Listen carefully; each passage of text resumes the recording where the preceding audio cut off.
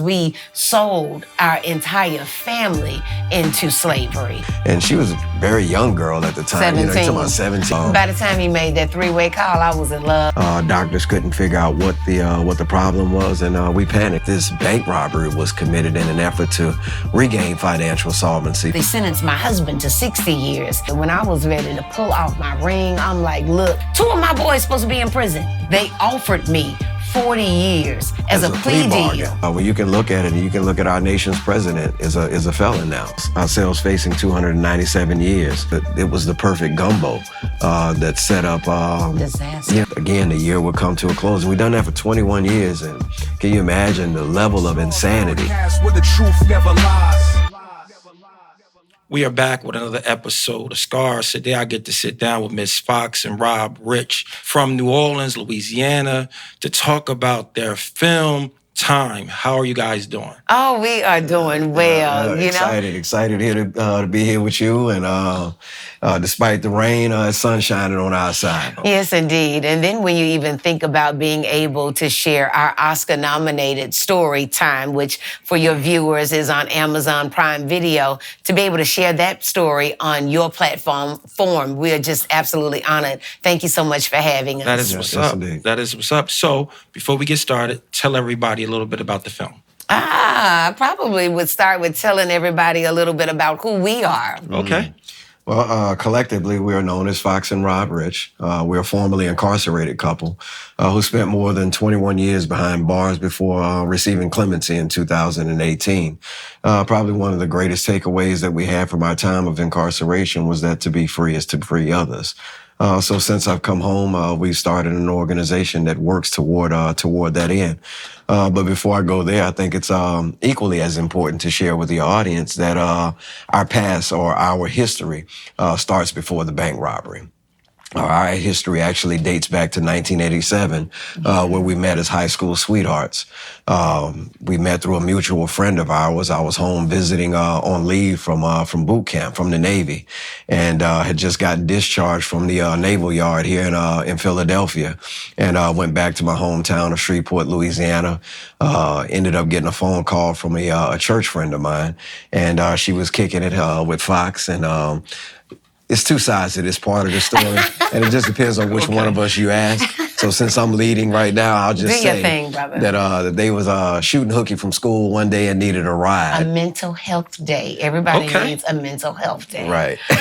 So that being said, they were in need of a ride to their second half class, and so her girlfriend, our girlfriend, mutual girlfriend, called me and asked me would I give them a ride, to which I agreed and went by the house. When I got to the house, Fox answered the door because they were at Fox's house, and got to the door. She opened, and it was like an angel had come to the door. He was in love. I was in love at first sight. She was too. She just didn't know it. I was not. Yeah. I was like, wanted this boy here for us. Yeah, right. But I felt the vibe. Okay. Needless to say, we ended up taking she and her girlfriend back to their second hour class, and I was joined with a friend of mine who had just come home from boot camp as well. We were homeboys, and he took the ride with me. We went over. He and Fox exchanged numbers with one another, and I started seeing how this thing was set up, and it just kind of seemed as if though I was like supposed to be with the girlfriend who had invited me over, and hence Fox was a free fall.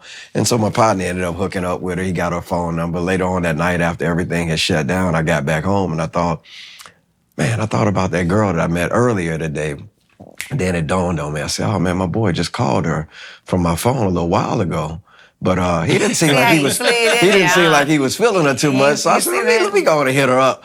And so I Star 69. I don't know if your viewers are old enough or young enough to even know what Star 69 is, but I Star 69, and of course it went back to her. She answers the phone, and she's like, hey, what's up? And I'm like, who is this? She's like, oh, who is this?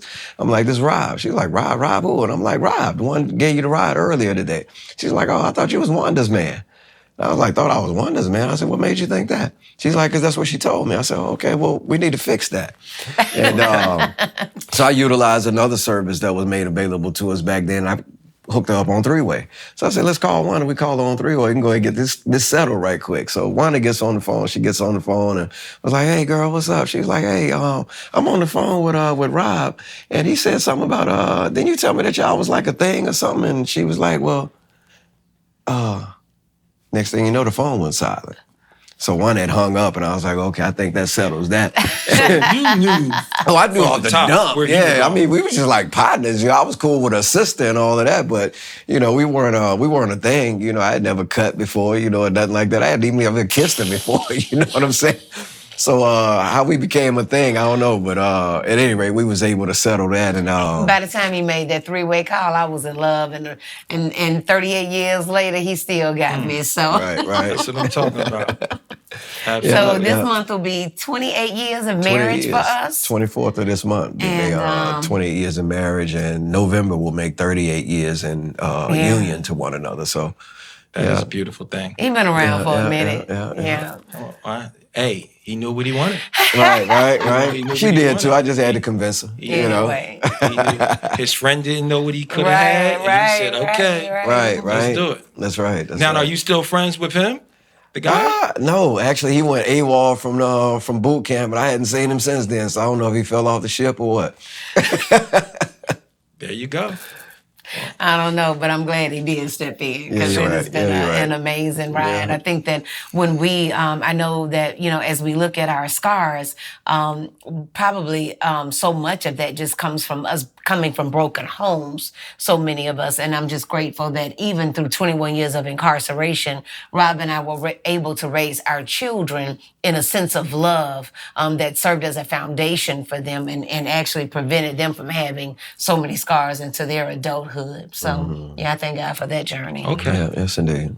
Well, listen, let's get into some scars. Yes, indeed. I think for us, when we look at scars, probably just so much of our trauma has come from the state of Louisiana and having exposed ourselves to mass incarceration in the manner in which we did, and then recognizing that not only did we sell ourselves into slavery, but through our own actions, we sold our entire family into slavery. Mm-hmm.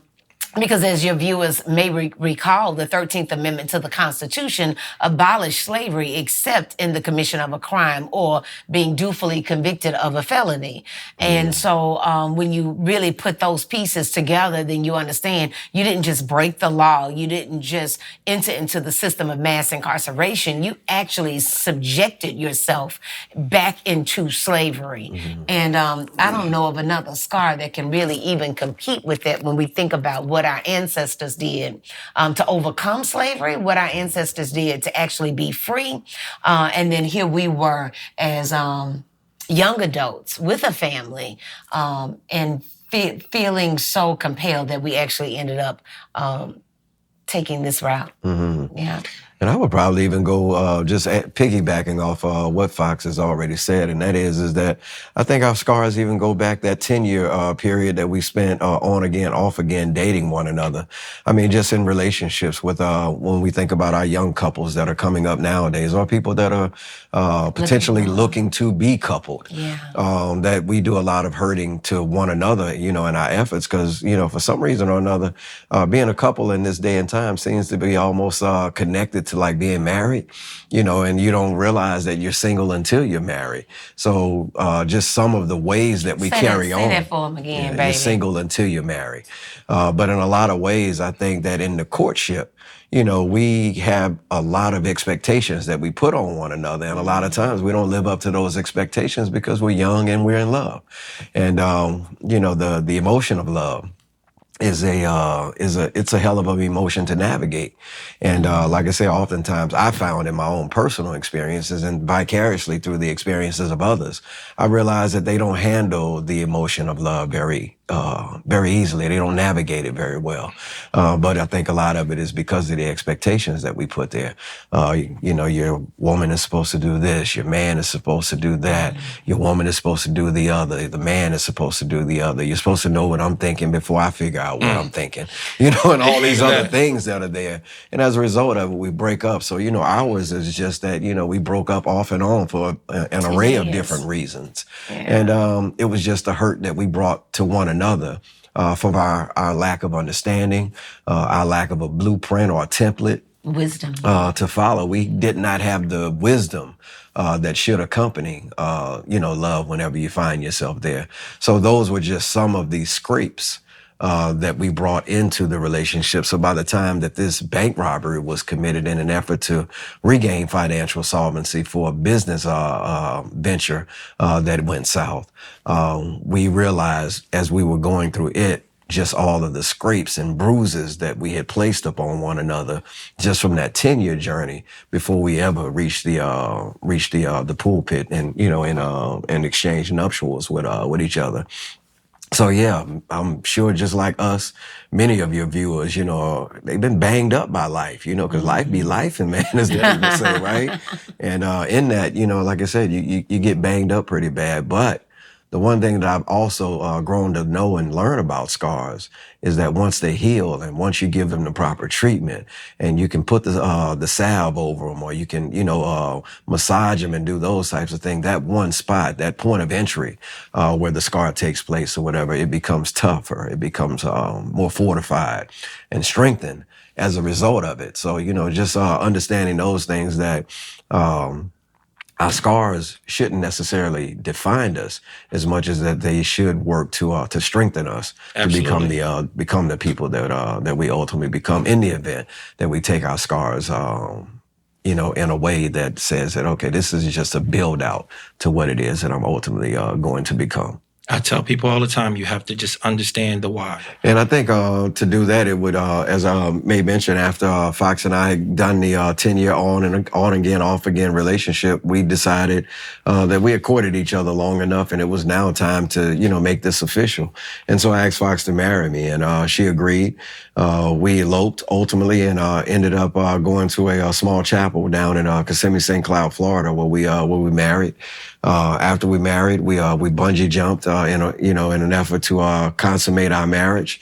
And 6 months in, within 6 months, we had not only bought a home, started a family, but we found ourselves facing 297 years in prison for trying to salvage a business venture to open up what would be our hometown's first hip hop clothing store. It was called Culture.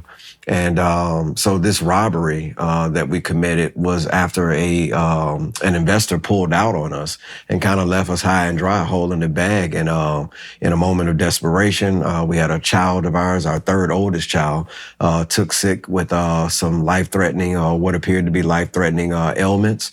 Doctors couldn't figure out what the problem was, and we panicked in a moment. And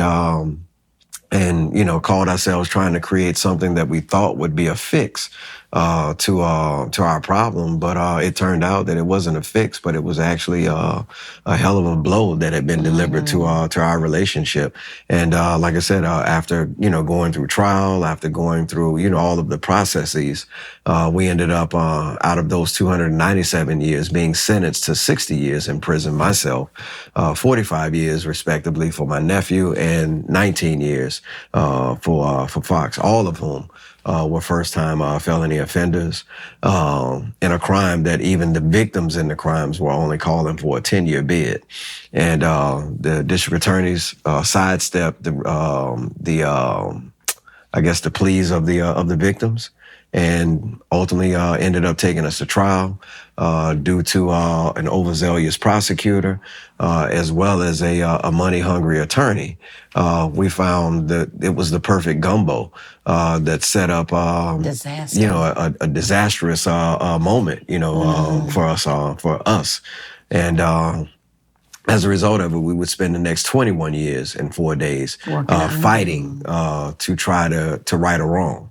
And like I said, Fox had the presence of mind throughout all of that to document what that experience was like as a single parent mother, having to get up and, get her kids on the road at 3 o'clock in the morning and journey down to Angola State Penitentiary to where I was housed and visit us and try to make some piece of what it is that we had created for ourselves and trying to figure out, well, how do we as a family navigate this experience now? So that experience, every year we approach the experience thinking, okay, this was going to be the year that we were going to be able to right the wrong. And we would get to the end of the year and find out that the courts had closed down and we had not got no further out of the situation than anything. And then we would start the next year. And this year is going to be the year that we bring this home and we're going to be back. And, daddy's going to be there and I'll be at football games. I'll be at swim meets. I'll be at boxing events and all of that. And again, the year would come to a close. And we've done that for 21 years. And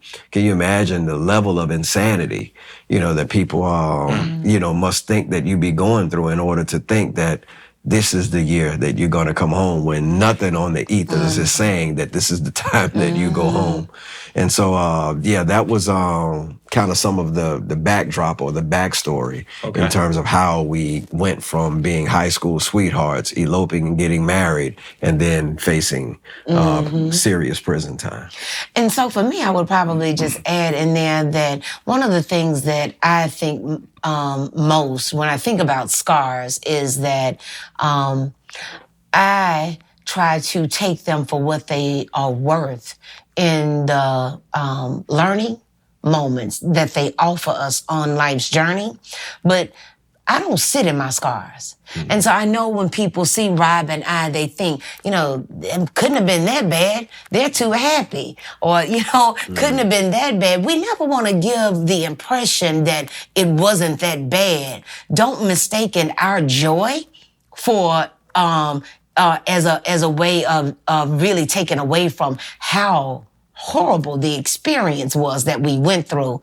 But just like our ancestors found joy in their heart when they went through some of the most extreme circumstances known to mankind, we do the same. Because as Rob says in Time 2, that I think is so befitting. Just whenever an oppressed people intentionally create moments of pleasure, it is considered an act of resistance. So it's through our joy that we resist. It's through our love that we resist, the pain and the hardships that we're going through.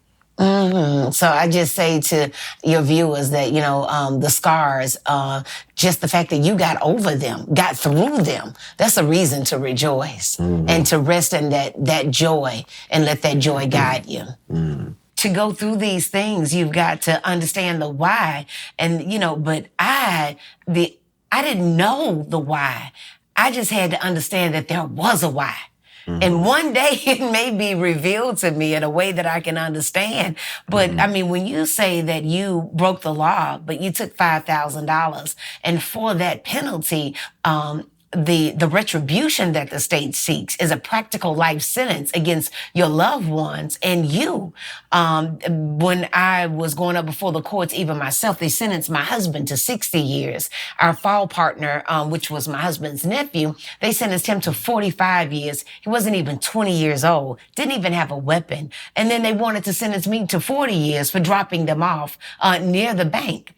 So when you... Say that part again. They wanted to send me... They offered me 40 years as a plea deal for dropping them off away from the bank. Right. Not at the bank, not at the front door of the bank, but away near the bank. Right. And so when you think about those things, you have no clue. Why, God, are you calling me for this? I know I've done wrong. I'm willing to address my transgressions, but why is the state that I love, that raised me, acting in such a heinous manner toward me and my family.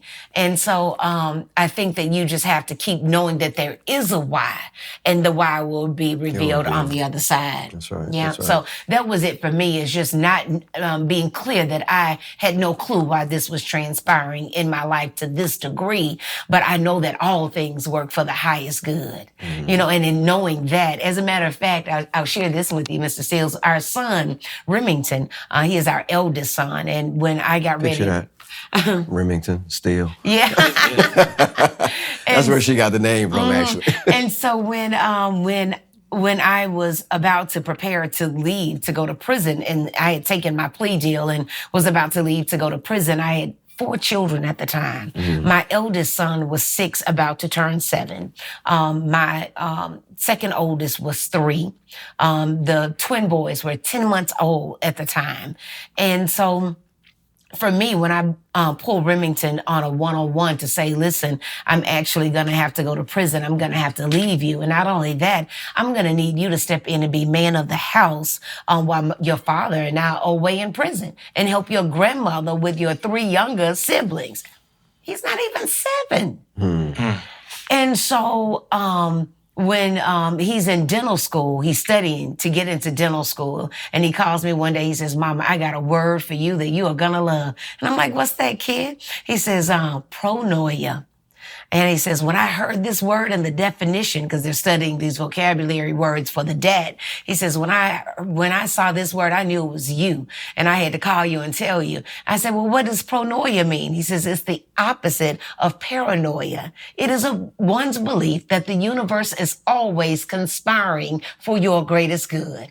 And so when you think about the history of Black people in America, 40 million of us that were able to go from West Africa through the Middle Passage, through the transatlantic slave trade, to make it to America, to endure over 250 years of enslavement in this country, and then come out of that to be some of the biggest, brightest lights in the culture of modern mankind, then we have to know that Black people ourselves, we are acclimated toward pronoia. All things work for our highest good. Our DNA is just set up that way. So even as I'm going through the pits of hell, I am taking on the state of Louisiana, the largest incarcerator on the planet Earth, for the liberty of myself, for my husband, and for our nephew. And that translates over into the freedom of our 6 boys, 6 Black boys in Louisiana, 1 in 3 going to prison. 1 in 3 of my boys, 2 of my boys supposed to be in prison. So for me, it is the knowing of not the why, or understanding the why, but knowing that the answer to my why is that all things work for my highest good. Nothing can work against me because I'm a child of God. So everything at all times is always moving in my favor. That is what I know, and that is my why. I'm going to pass the offering tray. That's a mic drop. I'm trying to figure out when you guys gonna go on tour, and just do speaking engagements. If he stopped working me so hard. I know, right? I mean, between the work that we do in New Orleans to get families, we do a work called participatory defense. When something has been done to you, for you, you are obligated to do it for other people. And so Rob and I understanding that to be free is to free others. When I know that they were intentional about sending me to prison at 26 years old for a sentence of 40 years and removing me from the care of our sons, removing me from society as a whole. My husband, 60 years, and without the possibility of probation, parole, or suspension of sentence. Our nephew, 45 years, who had 2 children before he even went into prison. So is your nephew still locked up? No, he's out now. He's out now? That is time 2. Oh, okay. Now, see, you all over that time 2 business. I do encourage your viewers to go and check out Time. It is on Amazon Prime Video, and it is free, even if you don't have an Amazon Prime membership. It's a part of their freebie service, so you can watch it with ads. But the way that our community is impacted, you talk about a scar. Enslavement is still a tremendous scar for Black people in America. So, Ms. Fox, how much time did you do? I had 2 7-year sentences and 1 5-year sentence run together. I served 3.5 years before I came home, and then immediately went to fighting for the return of my husband. Wow. And how much time did you do? 21 years and 4 days. Yeah, 21 years and 4 days. So I went into prison September 16th, 1997, and I exited prison September 20th of 2018 via clemency. Yeah. So I would say one of the best things you did was hit star 69. Right. You hear me? One of the best things you did, my brother, was make that call. That's right. Make that call. Make that call. Yeah, you took my call Sam. I had to call Fox. Yeah, that was one of the best things you did, my brother. Oh, yes, indeed. Yeah. And when you talk about, again, about the scars, and you talk about that, and it kind of, mentioned it made me think back, the fact that when you consider that 65% of all marriages end in divorce. So that means you only got about 35% success rate. And these are the normal circumstances. So for us to be able to sustain or maintain a marriage through the pits of hell, through the experience of incarceration, speaks volume, like you said, not only to what we've been able to do as a couple, but it speaks to the fortitude and the resilience of Black love. Of Fox in particular, to be able to stick with me, through that experience. Because God knows she could have run off, she could have done a whole lot of things. Well, she knew what she had. Right. Boy, you took the words right out of my she mouth. Knew what she had. Right. So that is a beautiful thing. Yes, indeed. Yes, indeed. You have to have somebody worth fighting for on the other side. And this brother's fighting from behind walls. I'm telling you, even in our toughest moments, David, when I was ready to pull off my ring, I'm like, look, I cannot do this. I am buckling under the bow of incarceration at this point. I've got 5 children that I have birthed, as well as our son in New Jersey that we have together. And so you talk about 6 boys, and everybody's dependent on me. And this practical life sentence that my husband is carrying, it is on me. I'm still even on parole when I get home from prison. I mean, life was really challenging. And this brother right here, he was unwavering about a handful of things: maintaining his family, maintaining his wife, and maintaining his fight for freedom. Unyielding, day for day, pound for pound. People say, well, did you ever think that you weren't going to make it? I mean, did you ever? It was like, hell no. That was never an option.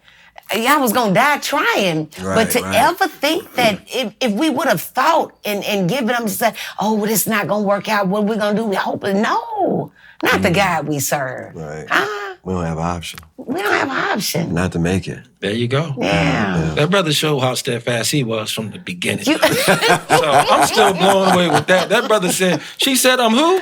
Okay, get her on a 3-way. So we can shine some light on this situation. He did that, didn't he? Yeah. So he showed you he wasn't going nowhere. Yeah, that was enough for me too. I was hooked from that point forward. So I think another thing that Rob really has sold into our relationship and helped us navigate our scars was that during one of the toughest moments in our union, during our 21 incarceration, probably 13, 14 years in at that point, he ends up, as God would have it, taking up a 4-year degree in theology at Angola Prison.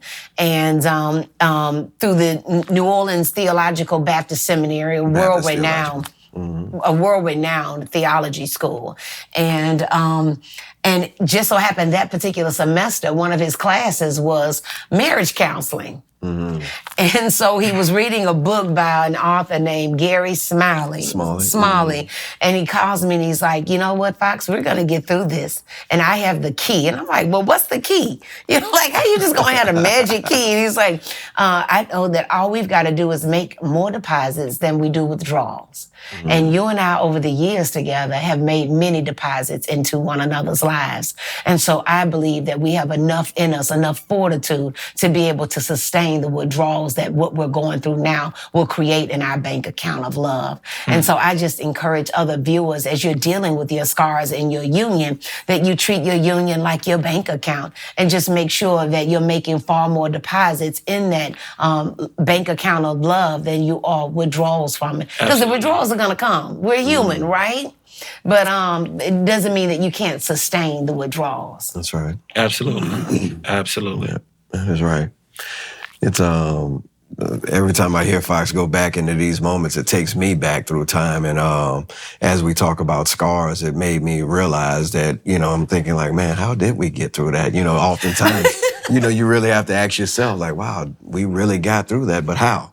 And it reminds me of some of the how, and some of the how was just the fact that we were able to glean from the scars of others. Yeah. And Nelson and Winnie Mandela was one such scarred couple that we were able to glean from. And because Nelson was locked away. He was locked away at a moment in time that he was, really on the rise in Africa. And, he was, making headway. And, he fell in love with this really phenomenal woman, in the film. We went to his house. Oh, nice. About 2 years ago. Really? Nice. So it's That a had to be beautiful nice. thing. Nice. Absolutely. Well, next time y'all go, you holler at us, all right? Right. Don't be going without us. I'm ready to come to New Orleans to see your house. Right. June 19th. That's we right, are that's in right. New Orleans, and it is the release of our sequel documentary, Time to Unfinished Business, which is my directorial debut. The website is time2movie.com, so you all can check that out. But we do hope that you will join us for a national conversation on freedom. This is going to be a very historic event, Juneteenth in New Orleans. And then the next night is our annual Freedom Ball to celebrate the work that we do to restore families and bring other folks home or even keep them from going to prison. Okay. Mark your calendar. Right. You got that, Jamie. Mark that down. Yes, It's one of the absolutely. events you don't want to miss. Yes. Yeah. That's what's up. That man put you on a pedestal. I am sitting here watching y'all, how he just enjoy just you glowing. We supposed to be talking about scars. I'm sitting over here saying, that is black love. Okay. That is what I'm talking about, y'all. Yeah, yes indeed. Okay. Yes, indeed. Man, this is how we heal and take our power back, just by loving each other. Bell Hooks said it best, that love is our hope and it is our salvation. If we rest in it, everything else will take care of itself. Okay. That's right. So, you guys got any other scars you want to share with us? What do you think? I would probably think that the work that we are doing to liberate our people,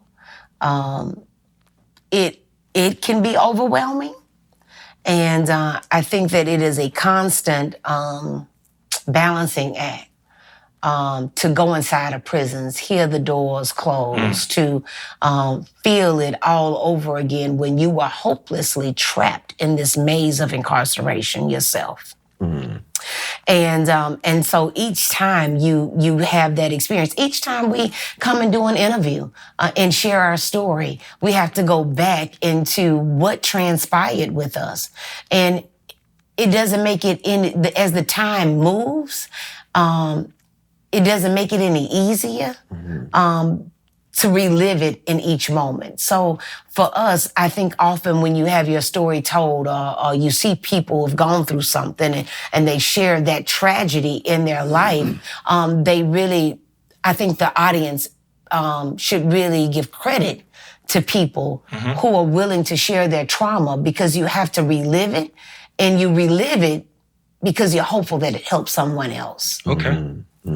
That is what I'm talking about. So much in the same way that we were, talking about how it is that we've gleaned from the trauma and the scars of Nelson and Winnie as a couple. We're hopeful that your viewing audience will also glean from, our scars, in a way that will help them navigate, just some of the irky parts of life. You know what I'm saying? That are surely going to come. Enslavement of people is real. But I'm going to take you back. We were talking about phone calls and Rob using star 69 and three-way calling to solidify our love. But I'm going to have to let him tell you about how I used the phone call and reached him on a tugboat in the middle of the ocean. Yeah. That wasn't a scarred moment, but it was a memorable moment. It was embedded in my head from that day forward. And that is that when you think about, finding love, or when you do find love, one of the things that I found in the love and that I found in Fox was how resourceful she was. It was one of the things that I loved about her most.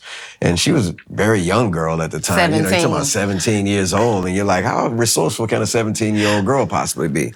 Well, as I mentioned from the onset, I met Fox while I was home on leave from boot camp.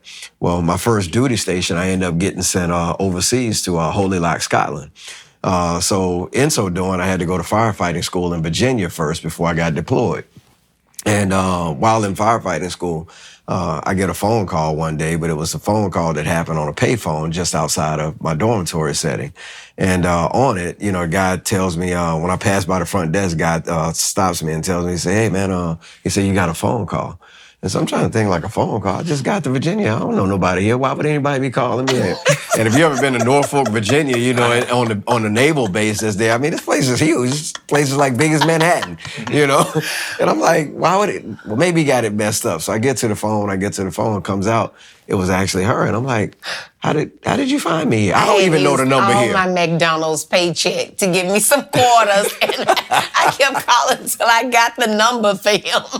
But that was the small part of it all. I left there after completing firefighting school and got deployed, like I said, to Holy Loch, Scotland. And one day I had been ordered to a tugboat to go work a tugboat that manned up alongside a submarine tender in Holy Loch. And they have these little crank phones on tugboats. And, you know, no dial tones, no nothing, no rotary. And all of a sudden, it goes off one day while we're sitting there. It was like early in the morning. It's like 7 o'clock before we got ready for work call. And the thing goes off, you're like, and everybody in the room is kind of like looking around, like, what is that? And it does it again, and then somebody says, is that the phone? And the dude closest to the phone picks it up off the thing, and he said, hello?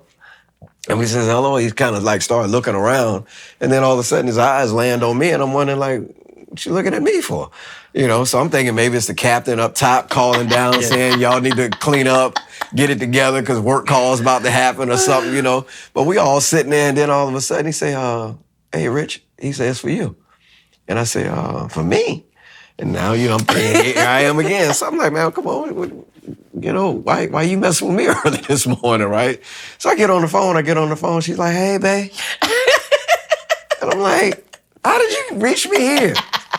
Man, this woman had called. I don't know how she ended up doing it, but I think because she may have had my social security number, and I'm not even sure how she got it. I don't know if she got it from my dog tag. This guy trying to recruit me into the active duty of the Navy. I was like, okay, yeah, I'll think about it, but I gotta call my fiance and talk to him about it first. So that's how I got a call all the way to Scotland. He went and found the number, and then he said, you can reach him here. Oh, man. But it was a hell of a moment, but it was just one of those moments that really clearly defined for me, if I hadn't figured it out already, that this was definitely the woman of my dreams. You know how expensive it used to be to make a long distance call? Okay, and overseas? Oh, yes, indeed. Shoot, so it is, so to me, that love heals scars. That would be my ending thought. We are grateful to be here to share our scars, and also, most importantly, to be able to share with your viewing audience that love can heal the worst scars. Mm-hmm. Yeah. Thank you guys for coming, sitting down with me, sharing with us your story. Looking forward to coming there June 19th. Yes, yes. I'm going to make the trip. Yes, and I'm going to take care of your gumbo. Yeah. I'm going to make sure I get the best gumbo New Orleans has to offer to serve to you when you come. Yes. It won't be complete without the bread pudding, so I'm responsible for the bread pudding. Yeah. We're going to make it happen. 2 must-haves when you come to the city of New Orleans. Now, are you guys going to tour when they come out? Yes. We're going to be everywhere the Lord will take us. Okay. That's right. And some. I think that the story, one, just the fact that we're launching it as a national watch party, and we are hopeful that 1 million people will tune in. Can you imagine 1 million Black people watching freedom? What makes this story so unique as we have a conversation about freedom is that we want people to understand that freedom is in our own hands.